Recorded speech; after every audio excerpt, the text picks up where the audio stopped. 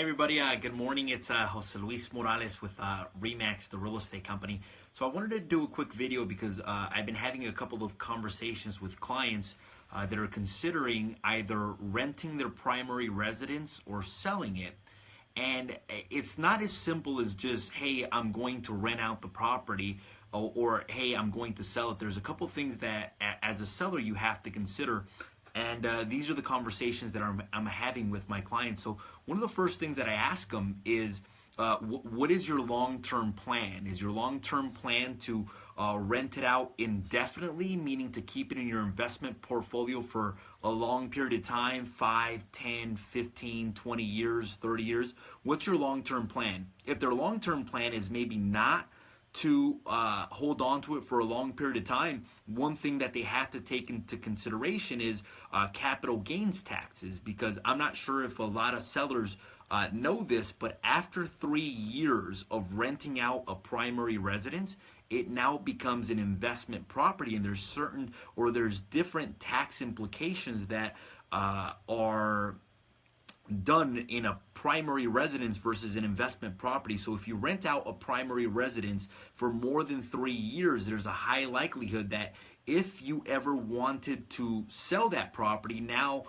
you wouldn't be able to cash out. You would have to pay capital gains, or one of the ways to avoid the capital gains would be to do what's called the 1031 exchange, which would be a little bit more complicated. So I had this conversation with a client, thank you for all the heart. So I had this conversation with a client the other day, and I asked them, I said, so in my opinion, if you think that the marketplace is going to appreciate for the next 3 years substantially more than it is going to, with what the value is now, then it makes sense to rent out the primary residence and keep it as a rental for less than 3 years, because after the 3 years, now you're going to have to be paying taxes.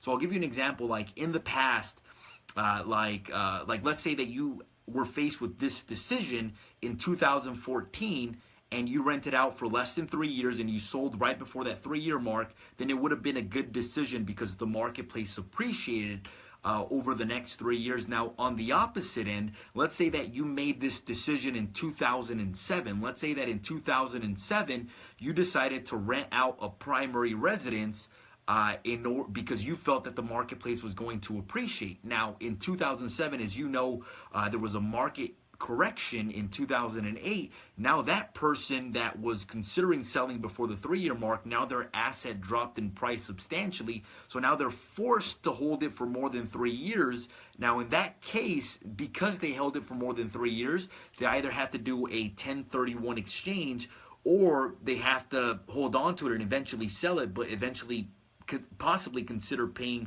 capital gains tax depending on the price that you purchased the property at. Now, the other thing to consider, aside from just am I going to be renting for a long period of time, is what is the opportunity cost for my capital? So I see a lot of hearts. I notice a lot of people are on, so I appreciate that. The other thing is that let's say that you have that asset, and it's your primary residence, so more than likely your primary residence is well maintained. It's in a good, safe neighborhood. So you have to ask yourself, does it make sense for me to rent out my primary residence that I've invested a lot of money, a lot of time, a lot of energy, or does it make more sense for me to take the money out of my primary residence? Let's say I have $100,000, $200,000 in equity, invest it maybe in a duplex, triplex, or a fourplex, or something that has better rental potential, and then earn a higher return. So that's the second question that you have to ask yourself is, what is the opportunity cost for your capital?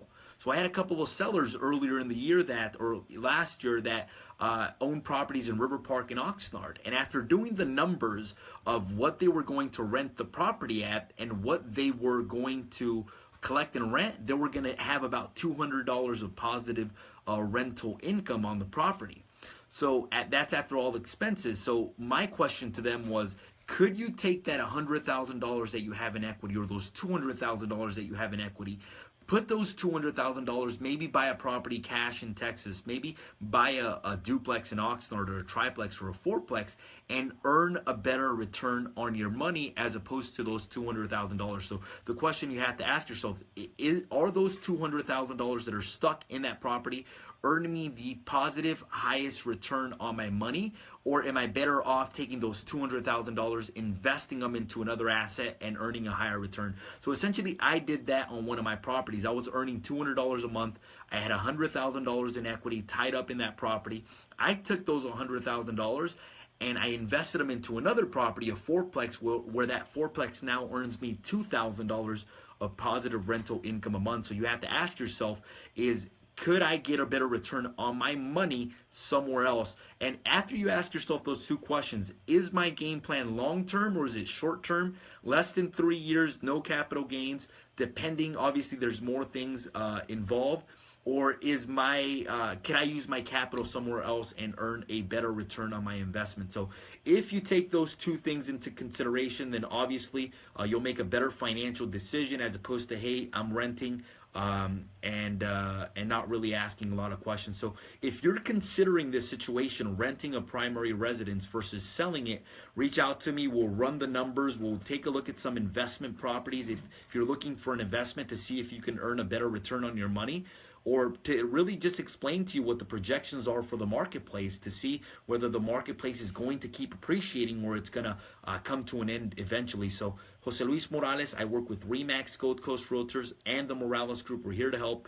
We're here to provide information and value. So if you or anybody that you know is looking to buy or sell, reach out to us. Jose Luis Morales, RE/MAX, 805-228-4672. Make it a great day, and peace out. Later. Bye-bye.